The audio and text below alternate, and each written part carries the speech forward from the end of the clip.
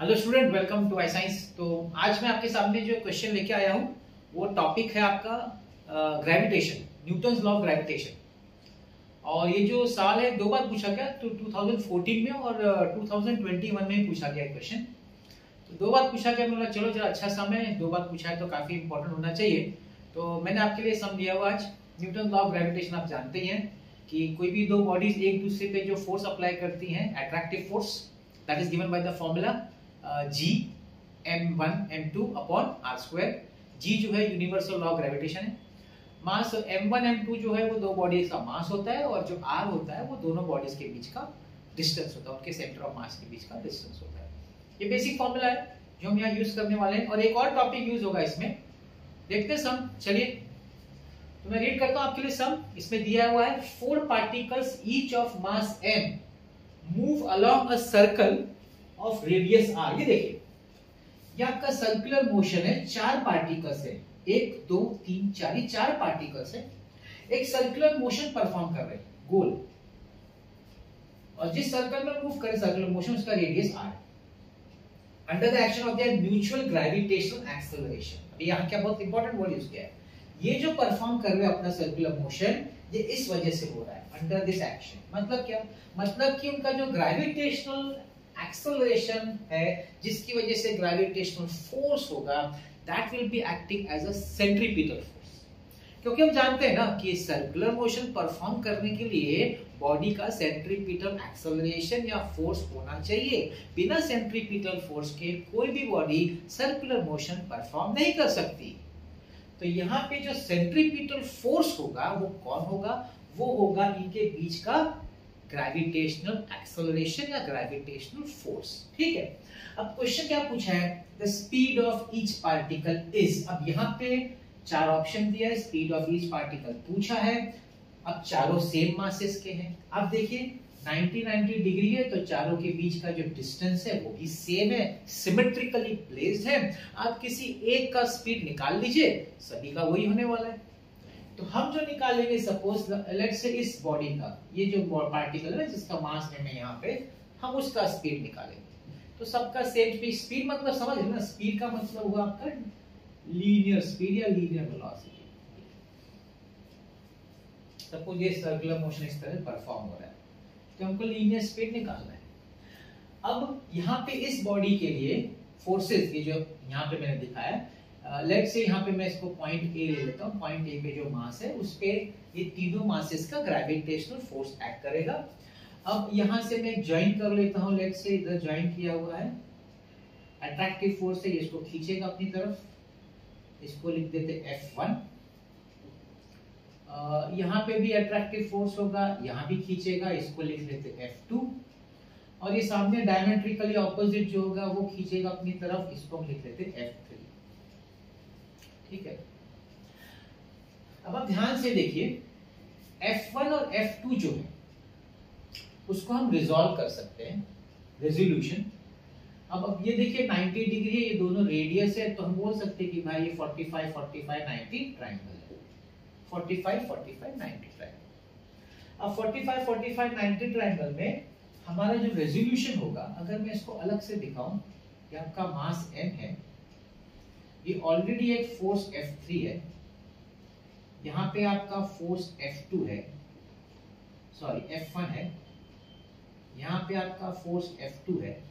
हम लोग इसको रिजॉल्व करते हैं, एक अलोंग द डायमीटर और एक component perpendicular to the diameter. अब ये 45 डिग्री है, सपोज 45 डिग्री है, तो यहाँ पे आ जाएगा F1 cos 45 और यहाँ भी आएगा F2 cos 45। और इस तरफ हम बोल सकते हैं कि भाई F2 sin 45 और यहाँ भी हो जाएगा F1 sin 45। अब ये जो sin 45 वाला कंपोनेंट है वो एक दूसरे को कैंसिल करेगा, क्योंकि ऑपोजिट है, अलोंग द स्ट्रेट लाइन है, और सेम है क्योंकि मास तो सेम है, तो दोनों एक दूसरे को कैंसिल करेगा। जो टोटल फोर्स जो एक्ट करेगा वो along the diameter he act करेगा।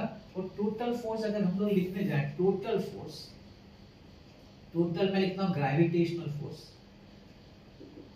Total gravitational force acting on mass m at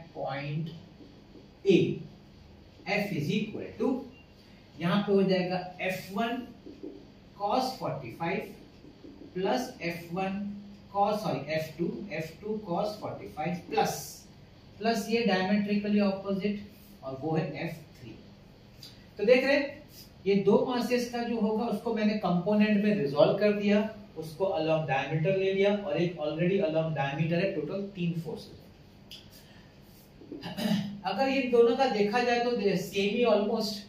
तो चलिए पहले मैं लिख लेता हूं। अगर हम लोग पहले वाले की फोर्स की बात करेंगे, ग्रेविटेशनल फोर्स की, तो हो जाएगा G(m)m अपॉन डिस्टेंस उसके बीच में, अब यहाँ डिस्टेंस देना पड़ेगा। ये डिस्टेंस लेंगे 45 45 90 ट्रायंगल है तो भाई ये डिस्टेंस हो जाएगा √2r।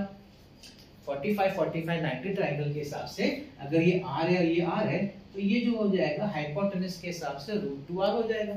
तो ये डिस्टेंस हो जाएगा √2r the whole square Gm1m2 upon r square cos 45 है 1/√2 plus Gmm upon √2r the whole square cos 45 है 1/√2 प्लस F3 जो है वो डायमेट्रिकली ऑपोजिट है, डायमेट्रिकली ऑपोजिट हो जाएगा Gmm अपॉन, अब उसका डिस्टेंस कितना है r प्लस r, तो ये जो टोटल डिस्टेंस होगा 2r द होल स्क्वायर। आप समझ रहे हैं हमने ये पार्टिकल कंसीडर करके 3 ग्रेविटेशनल फोर्सेस जो एक्ट कर रहा है इस पर्टिकुलर पॉइंट ए पे, हम वो तीनों फोर्सेस को ऐड कर दे। क्यों?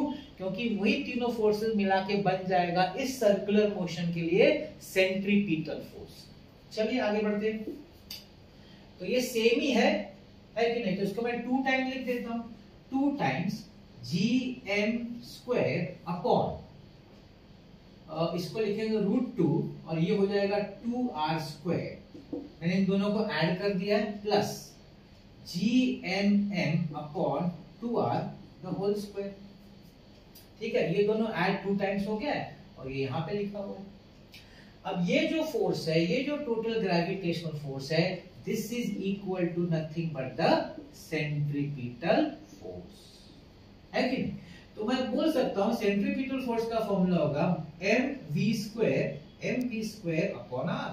ये ग्रेविटेशनल फोर्स का, ये सेंट्रीपिटल फोर्स का फॉर्मूला है, mv² upon r for a body performing circular motion is equal to, ये कट करके यहां पे √2 हो जाएगा, √2 Gm² upon 2r² plus Gm² upon 4r²। मुझे v निकालना है, स्पीड निकालना है ना, तो हम लोग क्या करेंगे, ये m एक कैंसिल कर देंगे और r थ्रू आउट कैंसिल कर देंगे, तो यहाँ पे रह जाएगा v² is equal to √2 Gm upon 2r plus Gm upon 4r। इसका m एक एक कट गया थ्रू आउट और एक r कट गया डिनोमिनेटर में थ्रू आउट। हमको फाइनली v निकालना है, तो लेट्स सी v कैसे मिलेगा। और v निकालने के लिए पहले इसको थोड़ा हम लोग सिंपलीफाई कर देते हैं। तो देखिए यहाँ से हम कॉमन निकाल सकते हैं, v² is equal to Gm upon, यहाँ से आपका 2r निकल जाएगा, तो यहाँ पे रह जाएगा √2 प्लस 1/2, तो ये हो जाएगा Gm upon 2r, LCM 2√2 plus 1/2, तो 2 आ जाएगा बाहर, Gm upon 4r into 2√2 plus 1। बस तो लास्ट स्टेप पे आ गए हम लोग। लास्ट स्टेप स्क्वायर रूट ले लेते हैं, v इज इक्वल टू, अभी देखो 4 का रूट तो बाहर आ सकता है ना, हाफ, वो बाहर आ गया, Gm upon r, Gm upon r और ब्रैकेट बचता है 2√2 plus 1। This is the speed of each particle. Her particle का जो सर्कुलर मोशन चारों परफॉर्म कर रहे हैं उनका ये लीनियर स्पीड या लीनियर वेलोसिटी है। और ये ऑप्शन अगर हम देखेंगे so that is option B. तो इजी था कि इसमें कुछ खास नहीं था, इसमें आपको सिर्फ क्या करना है कि कोई भी, आप मैंने यहाँ लिया, कोई भी एक पार्टिकल ले सकते हैं और हर पार्टिकल सिमेट्रिक है, तो हर पार्टिकल में 2 पार्ट तो आएगा ही, कंपोनेंट वाला पार्ट और एक पार्ट डायमेट्रिकली ऑपोजिट। ये 3 ऐसे फोर्सेस आएंगे, कोई भी कहीं भी आप कोई भी मास ले सकते हैं। ये तीनों फोर्सेस होंगे, उनको ऐड करने का, उनको equal to centripetal force mv²/r³, क्योंकि सर्कुलर मोशन परफॉर्म करने के लिए बॉडी को सेंट्रीपिटल फोर्स की जरूरत होती है, तो वही बैलेंस करता है, उसी से बॉडी सर्कुलर मोशन परफॉर्म करता है। तो जैसे उसको इक्वेट किया, फिर तो सिंपल कैलकुलेशन, उसको सॉल्व करना है और आपको आंसर यहाँ पे। तो आप यहाँ पे एक टॉपिक ग्रेविटेशन, आपने दूसरा देखा ना कौन सा टॉपिक है, सर्कुलर मोशन का सेंट्रीपिटल फोर्स, जो मैं बोला था सेकंड एक और कंसेप्ट यूज हो रहा है, वो जो यहाँ पे कंसेप्ट यूज हो रहा है वो सेंट्रीपिटल फोर्स या सर्कुलर मोशन का कंसेप्ट यूज हो रहा है। तो यही था आपका 2021 और 2014 का न्यूटन्स लॉ ऑफ ग्रेविटेशन का फॉर्मूला। तो मेरे ख्याल से तो आपको इजी सम लगा होगा, और मैं हर बार बोलता हूँ, याद रखिएगा, अपने आप को चैलेंज करते रहिएगा। जब भी प्रैक्टिस करें, सेम चैप्टर से मत करिए, अलग अलग चैप्टर से अलग अलग सम्स लेते रहिए, प्रैक्टिस करिए, चैलेंज करिए अपने आप को, अपने ब्रेन को चैलेंज कराइए, जिससे कि आपका ब्रेन धीरे धीरे इस लेवल पे आ जाए कि उसको कहीं भी चैप्टर से कहीं भी कुछ भी दे तो वो तुरंत सॉल्व कर सके या कर ले सॉल्व, है कि नहीं।